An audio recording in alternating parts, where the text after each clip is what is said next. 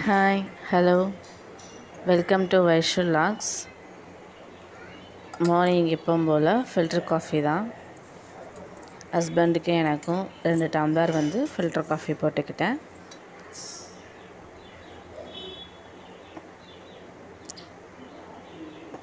அந்த 10 minutes morning எனக்காக spend பண்ணி காஃபியை குடிக்கிறதுல எனக்கு ஒரு ஹாப்பினஸ் கிடைக்கும்.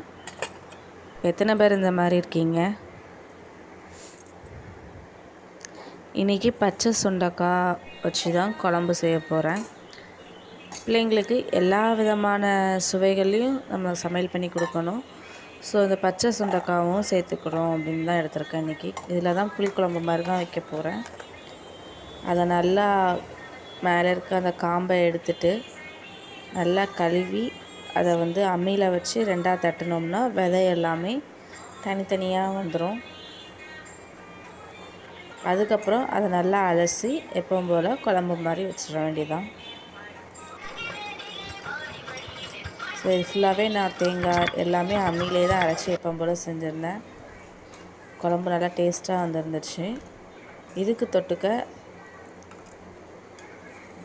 பீட்ரூட் பொரியல் தான் பண்ணியிருக்கேன். அப்புறம் எக்கு. இதுதான் இன்றைக்கோட லன்ச்சு. நீங்களும் இதை ட்ரை பண்ணி பாருங்கள். ரெசிபி வேணும்னா கமெண்ட் பண்ணுங்கள். தேங்க்யூ.